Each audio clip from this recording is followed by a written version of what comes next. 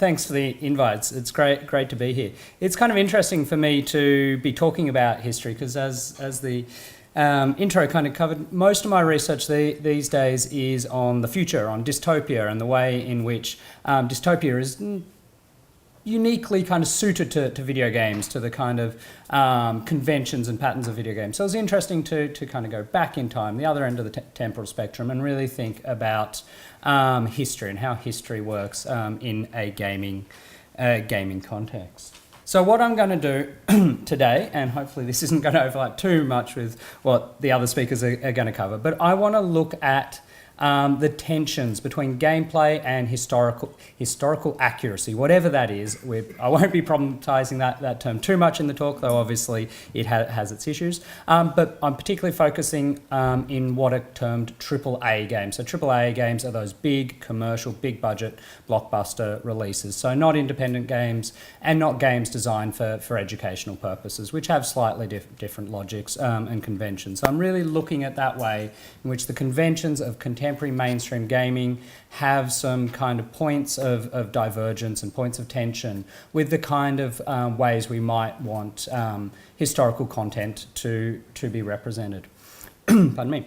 So I'm going to focus on three things about gaming. Because I was talking about AAA gaming, I thought I'd do 3 A's. So action, agency, and algorithm. See, I had a much longer talk. It didn't have the B's, C's, etc., but I'm sure it could have if I'd spent a bit more time. But yeah, I want to talk about those 3 things. I think there are 3 core things to understanding what is unique about gaming, but also some of the challenges around gaming when talking about historical content. But because that's going to kind of be ultimately sounding a bit negative, I do want to end the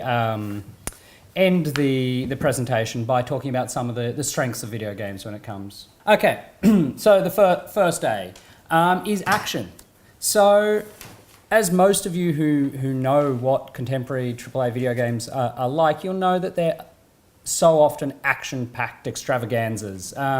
So most current video game genres tend to be about kind of embodied movement. By that I mean, you know, people jumping platform to platform or feats of strength and, you know, all those sort of things. They often are about fighting and violence. Not all games are. My students always yell at me if I say that they are, but they often have those kind of elements in there, that action, violent action, and exploration. They're often about navigation of space, discovering new territory, and all those sort of things. So these games are about visceral thrills, large-scale battles, and epic quests. But obviously, so much of human history isn't about these things. It isn't so spectacular. And as such, games only focus on a tiny segment of human history and a tiny fraction of the people that have lived.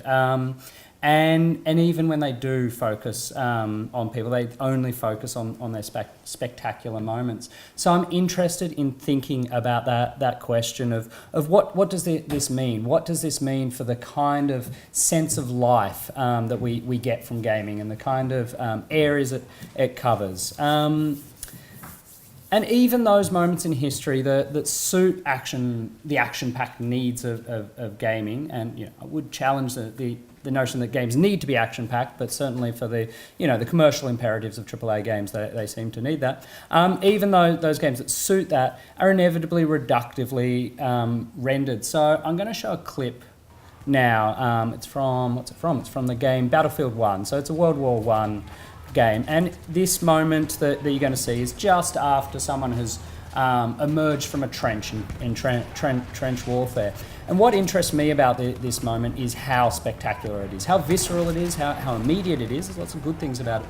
But also, if you think trench warfare, if you think about how you understand trench warfare, but also how other media forms, novels, films, TV, etc., have covered trench warfare, this is such a small slice of that action. There's none of the boredom, none of the disease, none of the kind of terror of that, just this intense action moment.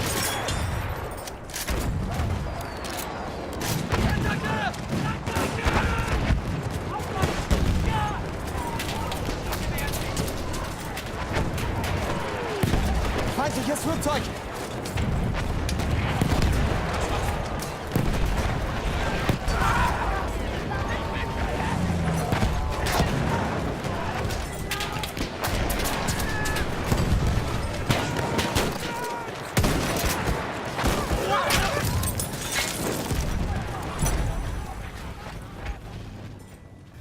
Okay, so as you can see, incredible kind of graphic realism there, incredible kind of intensity of that experience, but incredibly spectacular in its rendering of history. You know, burning zeppelins crashing to the ground. If I'd let it play a few more minutes, you'd be hacking people with axes and all these sort of things. So what you see here is that when we're thinking about history, how it gets rendered in these mainstream games, you have to recognise that it has these other imperatives, these gameplay imperatives, these commercial imperatives that mean it is a very selective and skewed rendering of things. Okay, I want to talk about agency. Agency is something I've spent a lot of my academic career writing on. Again, a very problematic term as to what it means, but again, a really useful one to think about. Because video games are predicated on player agency. The player needs to be able to control something. The player has to be in control over that world in some way. So it might be controlling just an individual character, it might be controlling a squad or battalion, or it might be commanding an entire civilization or anything like that. But you need that agency. You need within interactive media, you always have some form of agency. This is actually then a real challenge for people trying to do historically accurate content, if we can use that term, because they have to work with a modern mindset. The person in charge of what's happening on the screen, even if agency is kind of constrained in certain ways, the person in charge of it, the player, doesn't necessarily have a huge amount of knowledge about that time, that era. And so you have to work with their expectations and their modern mindset.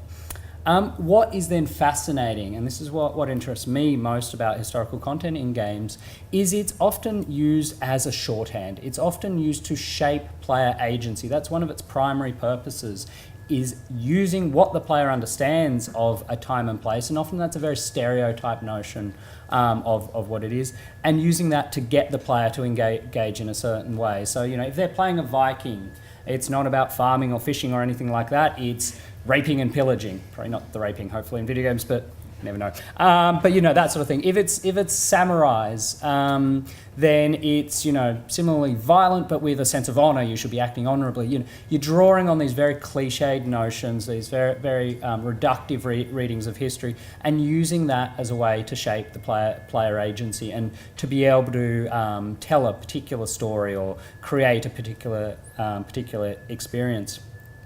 Player agency also makes telling kind of authentic narratives difficult. Authentic narratives, or narratives generally, are very hard to tell in video games.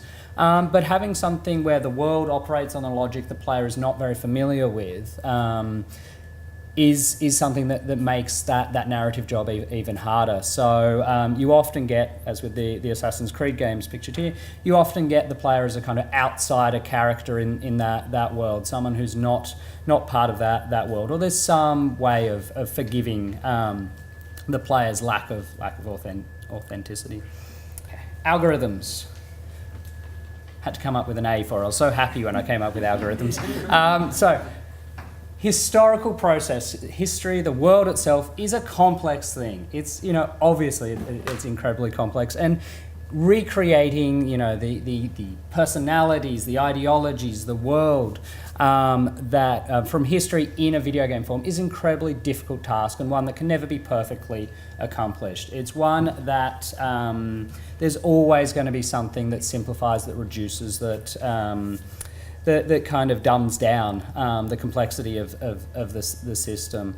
And so these games are designed to respond to player actions, but they're not always perfect systems. And you do see these situations where just strange historical anachronisms occur, or something just plays out very, very oddly, and it's always interesting to see how this doesn't always matter to developers. They're not too worried about these sort of things happening. So I won't do a show of hands. With my students I could do it, but Gandhi here. You all know Gandhi, but anyone here play Civilization 5? So I could survey the audience and say, what do you know about Gandhi? What most people would say about Gandhi in terms of civilization five's Gandhi is very different from what most people would say about Gandhi from history. So Gandhi from these games is very nuke happy. He loves sending his nuclear missiles to blow people up. Now there's a reason for that. And the reason, hilariously, is because they were trying to be historically accurate. It just went wrong. So they tried to have a kind of internal psychological depth for characters or motivations. And so they had various kind of characteristics and various kind of scales of things. So aggression. Aggression was on a scale of 0 to 255. Gandhi, being a pacifist, was given a 1. Great. The problem is, if you befriend one of these, so he's a leader of a civilization. These games, you'll have your own civilization. You'll try and do trade agreements, all those sort of things. If you befriend him, make a trade agreement, the game algorithm says that's great. They're even less aggressive towards you. So -2 off their aggression score. No one worked out that this would then loop it back round to super aggressive. So he went from being 1 to -1, which is 255 in aggression. And so he just goes crazy and nukes you. The friendlier you get, the more aggressive he gets. Of course, the developers heard about this and went, that's terrible. We don't want that. So they made a patch that fixed it. Players went nuts. They were like, no, we love Nuclear Gandhi. And if you type in Nuclear Gandhi into Google, you get all these kind of images of Gandhi with, instead of the kind of inspirational quotes you generally get from Gandhi, he'll say things like the only way to fix a problem is with a nuclear warhead and things like that. So anyway, as you can see, not the most historically accurate of renderings, but one that works really well for the gameplay. So what do games do well? Okay, games do a lot of things well. So they have these tensions between gameplay and historical accuracy, but they also have a lot of potential when we're talking about historical content. One thing that games do really well is spatiality. Games are largely a spatial medium. And so they're great at rendering kind of immersive, explorable historical landscapes. I know more about the layout of some ancient cities than I know about the layout of Melbourne or something like that. I've spent so much time in these spaces. Mythology is another thing that's kind of had a real resurgence in people's knowledge around it, partly because of gaming, because games love having lore and legend and ancient myths that they can draw on. So you've got God of War games really going into Greek mythology. Recently there's Hellblade, Senua's Sacrifice, going into kind of Viking and Pict mythology. There's a whole way in which these open up new insights and new ways of engaging with that material. Detail. Games can incorporate a level of depth and information that other media forms can't, because they're interactive, because you can have optional content. So Civilization, that I was just talking about, has a kind of built-in encyclopedia. You can go and find out a lot of information about these civilizations that you're engaging with.